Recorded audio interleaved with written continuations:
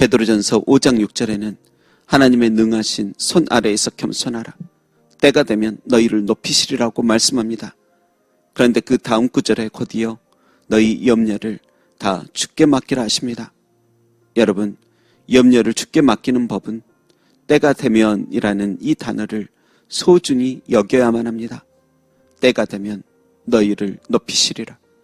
때가 되면 너희를 높이시리라.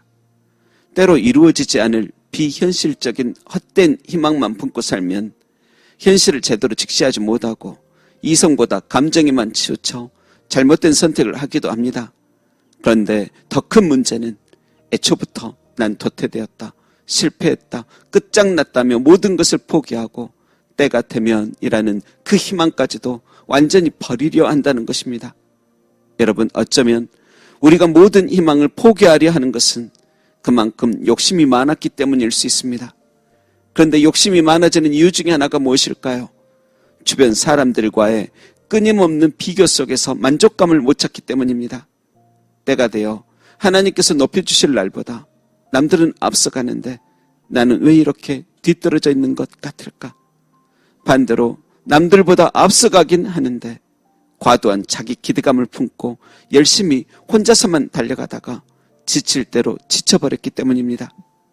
하지만 혼자서 너무 달려가지 말았어야 했습니다. 사람들과 비교하며 나 혼자만 열심히 달린 듯 너무 앞서 있다고 헛된 교만 속에 살거나 나 혼자만 뒤처져 있는 듯 부끄러움 속에 숨어 살면 안 되었습니다. 여러분, 때가 되면 너희를 높이시리라. 그 이전에 먼저 하나님의 능하신 손 아래에서 겸손해지라 하셨습니다. 복음성가 중에 겸손이라는 노래 속에는 후렴으로 이런 가사가 나옵니다. 어떠한 자기 주장도 버리고 오직 모든 것을 주님 뜻에 맡기며 내가 강한 것이 아니라 주가 강함을 보여줌이 진정한 겸손. 여러분, 맞습니다. 진정한 겸손은 내가 강한 것이 아닌 주님이 강한 것을 보여주며 모든 것을 주님 뜻에 맡기는 것입니다. 남들과 비교하여 내가 우월한지 뒤처져 있는지 그런 생각만 하지 않아도 그는 참으로 겸손한 사람입니다. 그런 이들은 때가 되어 하나님께서 높여주셔도 남들과 비교하여 자신은 무척 특별하고 남들은 수준 미달인 것처럼 의식하며 살지 않을 것입니다. 여러분, 내가 우월하여 앞서 달리든지 아니면 내가 뒤처져 있든지 간에 성도로서 동일하게 마음속에 새겨야 할 것은 7절에 그가 너희를 돌보심이라는 말씀입니다. 내가 앞서 달린 것도 주가 돌보심 까닭이라. 반대로 내가 너무 홀로 뒤처져 있는 듯 보여도 모든 염려 주께 맡기라. 주가 돌보심이라. 그 약속을 믿는 것입니다. 그런데 악한 마귀는 우리의 마음을 교란시킵니다. 잘 되면 주가 돌보심이라가 아닌 내가 우월하고 남들은 천하고 미련한 까닭이라 생각해하며 교란시키고 뒤처져 있으면 마음에 더더욱 악한 참소를 하며 네가 못났음이라. 너를 하나님께서 사랑하지 않으심이라. 너 같은 사람은 해본다 한들 아무 소용없으며 남들에게 민폐만 끼치는 존재이기에 모든 희망은 접는 것이 나을 것임이라며 속삭입니다. 마귀는 이렇게 끊임없이 사람들과 비교시켜 자신을 지나치게 높이거나 비하하게 만들어 하나님의 능하신 손 아래에서 겸손하지 못하도록 온갖 악한 생각들을 주입시키는 것입니다. 여러분, 베드로전서 시대에도 그러했을 것입니다. 베드로는 온 세상의 여러 상황으로 흩어진 나그네 성도들이 오직 그리스도의 은혜와 진리로만 가득 차기를 원하였습니다. 그런데 가끔씩 성도들이 악한 마귀의 공격에 그 마음이 교란됩니다. 만일 내가 가난한 나그네가 되어 여기저기 누군가의 섬김을 받을 때면 그 섬김 속에서 하나님께서 돌보심이라를 느끼기보다 내가 오죽 못났으면 이럴까? 저 사람은 나를 향해 뒤에서 무엇이라 말할까? 그런 슬프고 허망한 생각이 들도록 부추깁니다. 반대로 나그네된 성도들을 챙겨주는 이들에게는 대접을 하면서 원망하도록 만듭니다. 주는 이는 갑이 되고 받는 이는 을이 되어 자신은 우월하며 봉사를 받는 그들은 미련하고 게으른 까닭이라 여기게끔 부추깁니다. 그래서 그 악한 참소에 넘어가지 말라고 근신하라, 깨어라, 너희 대적 마귀가 우는 사자같이 두루다니며 삼킬 자를 찾나니 믿음을 굳건하게 하여 마귀를 대적하라 하시는 것입니다.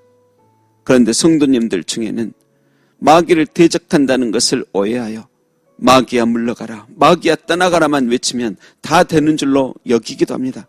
하지만 그것은 착각입니다. 물론 마귀를 대적하며 기도하는 것은 무척 중요합니다. 하지만 마귀를 쫓아낸다 해도 내 영혼과 마음이 여전히 비교의식 속에 사로잡혀 있다면 아무 소용없습니다. 만일 운전을 하는데 어떤 이가 너무 얄미운 얼굴로 욕을 하고 떠났습니다. 그런데 이제 그 차를 다시 만나기도 어려움에도 불구하고 마음속엔 그 미운 얼굴과 욕하던 소리를 계속 묵상하며 자신을 계속 괴롭히도록 그대로 둔다면 그만 손해일 것입니다. 내 마음속에 은혜와 평강이 지배해야지 잘못된 생각으로 날 향한 악한 참소들로 채울 수는 없는 것 아니겠습니까? 여러분, 정말 중요한 것은 마귀도 상대방도 아닌 먼저 믿음에 굳게 서야 할 나입니다. 만일 마귀에게 용기 있게 한두 번 선포하셨다면 잘하셨습니다. 그런데 계속 중언부언하며 실체도 모양도 모를 마귀만 쫓는다고 계속 주문 외우듯 기도하는 것은 잘못된 것입니다.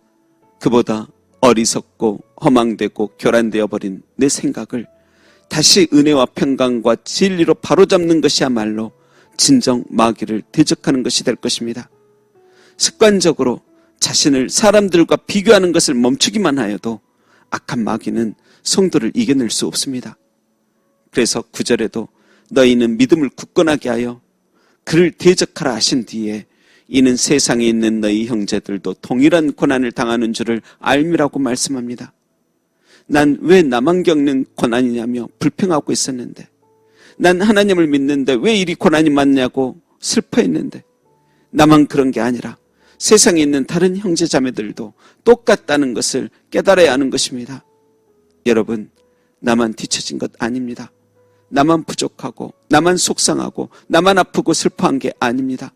세상에 있는 형제자매들, 하나님의 자녀라 불리우는 그들도 그러했고 믿음의 주요 또 온전케 하시는 이인 예수님 역시 십자가를 참으시며 고난을 받으셨습니다. 하지만 예수님은 그때 부끄러움을 개의치 아니하셨습니다. 남들과 비교하며 나만 왜 이래, 하나님 불공평해요가 아닌 그 고난으로 말미암아 구원과 은혜와 영광이 임하는 것을 바라보며 오히려 기뻐하셨습니다. 그러니 여러분, 부디 여기저기 여러 사람들과 비교하며 살기보다 하나님의 능하신 손 아래에서 겸손하며 하나님의 때를 기다리시기를 소망합니다. 주보에 적힌 양강모 씨의 시처럼 이미 지나간 일에 연연하지 않고 앞으로 다가올 일들도 걱정하지 않고 불안함보다 가슴 뛰는 설렘으로 두려움보다 가슴 벅찬 희망으로 꿈과 용기를 갖고 살아 남은 생애가 찬란한 등대처럼 되기를 주님의 이름으로 축원합니다. 기도하겠습니다. 큰 물고기가 요나를 삼키듯이 그리스도의 은혜와 평강이 그 참된 진리가 나를 삼키게 되기를 원합니다.